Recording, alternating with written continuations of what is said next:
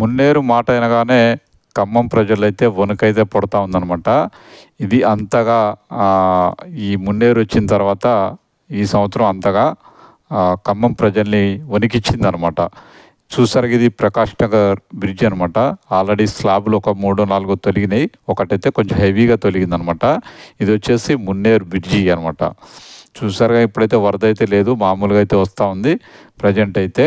ఇదైతే ప్రకాష్ నగర్ దగ్గర కట్టిన చెక్ డ్యామ్ అనమాట. మామూలుగా అయితే వాటర్ అయితే వస్తూ ఉంది, పెద్ద ఫ్లోటింగ్ అయితే ఏం లేదు. స్లాబ్ అనమాట, అది బ్రిడ్జి స్లాబ్ అయితే దాదాపు 1 ఫీట్ అయితే ఇది పక్కకు జరిగిపోయింది అనమాట. ఒక స్లాబు ఇది చూసారుగా స్లాబు. ఇది కూడా తగ్గినాయి కానీ ఒకటే బాగా జరిగింది. ఇది మాత్రం మామూలుగా జరిగింది కొంచెం.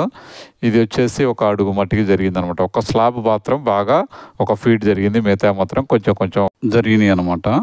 చూసారుగా అంత లెక్కపోయిన వాటరు అక్కడ మనకి కనపడే బిల్డింగ్ దగ్గర నుంచి, అది కూడా మునిగింది. ఆ బిల్డింగ్ దగ్గర నుంచి మొదలు పెడితే నాకు తెలిసి దాదాపు ఏరు చుట్టూ 1 కిలోమీటర్ దాదాపు వాటరు వచ్చి ఉంటుంది నాకు తెలిసి.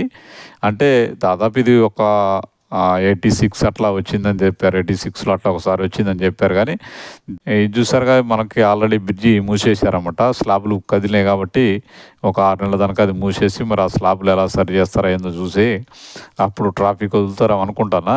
చూసారు కదా, ఇది అంతా దాదాపు ఆ మున్నేరుకి 1 కిలోమీటరు, దాదాపు 1 కిలోమీటరు మందం అది వరద పోయి ఉంటుంది నాకు తెలిసి.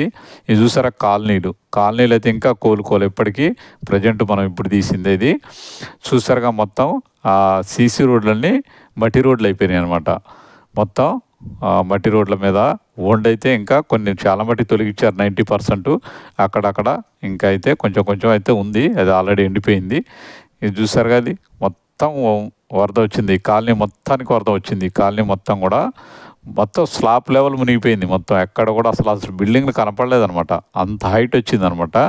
అంటే దాదాపు ఎప్పుడు అలా వీళ్ళు కూడా అనవసరంగా అక్కడ చాలామంది కొనుక్కొని 60 లక్షలు 70 లక్షలు పెట్టి కూడా ఈ కాలనీలలో కొనుక్కున్నారు. ఎవరు కూడా ఆ మున్నేరు ప్రవాహిక ప్రాంతాల్లో ఎవరు కూడా ప్లాట్లు కొనటం కానీ ఇల్లు కట్టడం కానీ చేయకుండా ఉంటే బెటరు.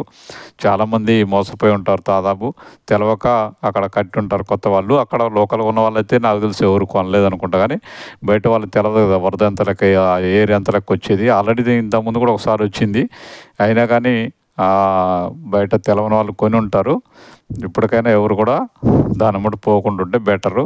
చూసారుగా దాదాపు 1 కిలోమీటర్ ఉంటుంది, దాదాపు 1 కిలోమీటర్ కాలనీలో అటు ఇటు వచ్చింది ఖమ్మం దాదాపు సరౌండింగ్ మొత్తం మునిగిందనమాట. ఈ కాలనీ అయితే అసలు చాలా డ్యామేజ్ అయిపోయింది. ఈ కాలనీలో మొత్తం గోడలు కూడా కూలిపోయినాయి, సీలింగ్లు పోయినాయి, రోడ్లన్నీ మొత్తం ఇంకా తొలగించలేదు, రకరకాలుగా అయిపోయినాయన్నమాట. ఇళ్ళల్లో ఎవరు కూడా ప్రజెంట్ అయితే లేరు, మొత్తం తాళాలు వేసిపోయినారు. ఇక్కడ కాలనీలు అయితే ఎక్కువ డ్యామేజ్ అయినాయి అన్నమాట. దాదాపుగా ఆ స్లాబ్ లెవెల్లో కూడా నీళ్ళు వచ్చినాయి అనమాట. దాదాపు ఇల్లు ఇక్కడ ఏం కనపడలేదు అనమాట. ఈ కాలనీలలో అంత హెవీగా వచ్చినాయి అనమాట. చూసారుగా మొత్తం ఎలా డ్యామేజ్ అయింది. ఇంకా సీసీ రోడ్డు చూడు, ఇంకా మొత్తం చెత్త, ఆ సీలింగ్లని మొత్తం బయటపడేసినారు. చూసారా ఎట్లా పేరుకుని ఉందో మొత్తం బజార్ల మట్టి సీసీ రోడ్ల మీద. ఇళ్ళలో కూడా అట్లే పేరుకుంది, చాలా మట్టికి కడిగారు అంతా. కానీ ఇంట్లో కూడా అలాగనే పేరుకుంది అనమాట. ఎవరి ఇళ్ళలో చూసినా ఈ కాలనీకి అయితే దాదాపు ఒక 10-15 రోజులు లోనకి పోవటానికి కూడా పోలేకుంటుండే అనమాట. అంత పట్టి ఘోరంగా ఉందనమాట ఈ కాలనీ. చూసారా ఇక్కడ మొత్తం తాళాలి, ఒక్కళ్ళు కూడా ఇళ్ళల్లో లేరు అనమాట. దాదాపు ఈ కాలనీ దాదాపు 99% ఖాళీగా ఉందన్నమాట. ఈ కాలనీ మొత్తం ఖాళీ చేశారు, ఎక్కడ ఇళ్ళల్లో కూడా ఎవరు లేరు అనమాట. ఎందుకంటే మొత్తం డ్యామేజ్ అయిపోయినాయి. అక్కడ సీలింగ్లు పోయినాయి, తర్వాత వాళ్ళ ఇంట్లో సామాన్లు మొత్తం పోయినాయి అనమాట. ఏమి లేవు, వాళ్ళకు ఓన్లీ కట్టుబట్టతో వెళ్ళిపోయారు. ఎందుకంటే ఎప్పుడు వాళ్ళకి రావనుకునే అట్లే ఉండి తీరా వచ్చే ముందు వెళ్ళిపోయారు అనమాట. అంత కట్టుబట్టతో వెళ్ళిపోయారు. చూసారుగా ఇది ఎలా ఉందో, మొత్తం విపరీతంగా వచ్చిందనమాట. ఇక్కడ చూసారుగా సోఫా, ఇది అయితే ఏముంది 3-4 రోజులు వర్షాలు ఉంటాయి కదా, ఏ సామాన్ పనికి వస్తాయి, అవి కూడా ఇక్కడ పనికొచ్చే పరిస్థితి లేదు. ఇక్కడ ఫంక్షన్ హాల్ కూడా బాగా భారీ ఎత్తున డ్యామేజ్ అయిందనమాట. చూసారుగా ఇవి మొత్తం విపరీతంగా వచ్చిందనమాట. దాదాపు అయితే ఇదైతే ఏం కనపడలేదట. పైన చూస్తే మనకి ఈ కాలనీలు ఏం కనపడలేదు, మనకి కనీసం ఆనవాళ్ళు కూడా కనపడలేదు అనమాట ఆ వాటర్ పోయే ముందు.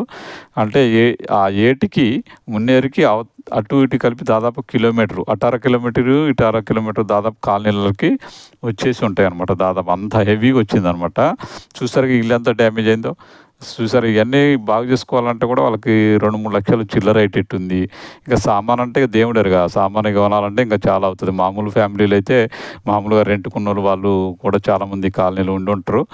వాళ్ళు ఇక సామాన్లన్నీ పోయినాయి. వాళ్ళు కొనుక్కోవాలంటే దాదాపు 4, 5 ఏండ్లు పట్టుద్ది. వాళ్ళు కోలుకోవాలంటే కూడా అంతా డ్యామేజ్ అయినాయన్నమాట ఈ కాలనీలు మొత్తం కూడా. చూసారుగా మొత్తం తాళాలు కనిపిస్తా ఉన్నాయి. మనకి ఎక్కడ చూసినా తాళాలు, ఆ రోడ్ల మీద బురద, ఇంకా ఆనవాళ్ళు ఇంకా పోలేదనమాట. ఇంకా మనకు కనిపిస్తూనే ఉన్నాయి. ఇంకా కోలుకోవాలంటే ఇంకా ఎంత టైం పడుతుందో మరి ఈ కాలనీలన్నీ. దాదాపుగా మనకిది చాలా కాలనీలు రావణపేట కాంచి మొదలుపెడితే ఆ దంసలాపురం దాటిన తర్వాత కాలనీ ఉంది. కాలనీ అవతల వరకు కూడా ఇవి విపరీతంగా డ్యామేజ్ అయినాయి. చాలా కాలనీలకి నీళ్ళు వచ్చేసినాయి అనమాట. కాలనీలో నీళ్ళంటే మామూలుగా ఏదో బజార్లో అమ్మటి కాదు. దాదాపు ఇల్లు మొత్తమే మునిగిపోయినాయి. ఆ రేంజ్‌లో వచ్చినాయి అనమాట. వీళ్ళంతా అంటే కొంతమందేమో గవర్నమెంట్ పట్టాలు ఇచ్చిన ల్యాండ్‌లో కొంతమంది కట్టుకున్నారు.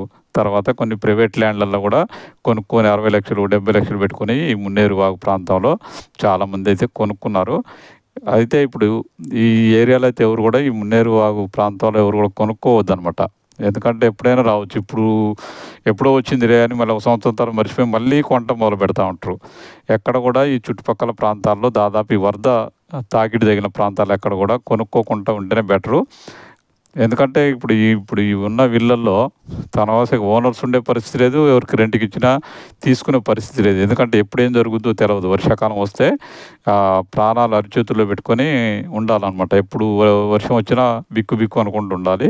చూసారా ఈ స్లమ్ ఏరియా కాలనీలు ఇవి కూడా ఇంకా కోలుకోలేదనమాట. మొత్తం వాళ్ళ చుట్టూ శుభ్రం చేసుకుంటా ఉన్నారు. బట్టలు అవి ఇవి వీళ్ళైతే పాపం ఇక తీసేయలేక అవన్నీ బట్టలు బురదలో ఉన్న బట్టలన్నీ తీసి ఉతుక్కుంటా ఉన్నారు. కాలనీలలో పేరుకుపోయిన చెత్త అంటే అంతా పడేస్తారు కదా! చెత్త చూసారా ఎట్లా ఉందో మొత్తం ట్రాక్టర్లు తీసుకొచ్చి ఇక్కడ డంప్ యార్డ్‌లో అయితే ఏస్తా ఉన్నారనమాట. అంత చెత్త ఎళ్ళిందనమాట. చెత్త అంటే ఇక అదే ఇంట్లో సామాన్లుగా బట్టలు, పరుపులు, ఇరుపులన్నీ వాసన వస్తా ఉన్నాయి. వండు పోయి ఆ పరుపులు కూడా వండు మొత్తం లోన పోయి ఘోరంగా ఉన్నాయన్నమాట. అవన్నీ వాళ్ళు బయటేస్తే వీళ్ళైతే ట్రాక్టర్లు నాకు తెలిసి వారం రోజులు తోలారు మొత్తం. ఈ కాలనీలలో మొత్తం ఇవన్నీ శుభ్రం చేయడం కోసం వారం రోజులు కార్మికులైతే ఫుల్‌గా శ్రమిస్తే తప్ప అవి కాలనీలు మళ్ళీ మునుపటిలాగా కాలేదనమాట. ఒకప్పుడు ఖమ్మం అంటే ఖమ్మం గడ్డ అనేవాళ్ళం. మొన్న వచ్చిన మున్నేరు తోని మన ఖమ్మం అయితే అతలాకుతలం చేసిందనమాట. ఈ ఖమ్మంని మనం కాపాడాలంటే దీనికి ఒక కరకట్ట ఒకటే శాశ్వత పరిష్కార మార్గం అనమాట. ఆ కరకట్ట కడితే తప్ప మనం వరదల నుంచి ఖమ్మాన్ని కాపాడే పరిస్థితి అయితే ఉండదు భవిష్యత్తులో. ఇది ఒకళ్ళ మీద ఒకళ్ళు నువ్వు చేయబట్టే వచ్చిందని ఒకళ్ళ మీద ఒకళ్ళు దుమ్మెత్తి పోసుకునే బదులు, ఎందుకంటే ఈ పాపంలో తలా పిరికెడు ఉంది కాబట్టి ఇప్పటికైనా దీన్ని శాశ్వత పరిష్కారం ఆలోచిస్తారని ఆశిద్దాం.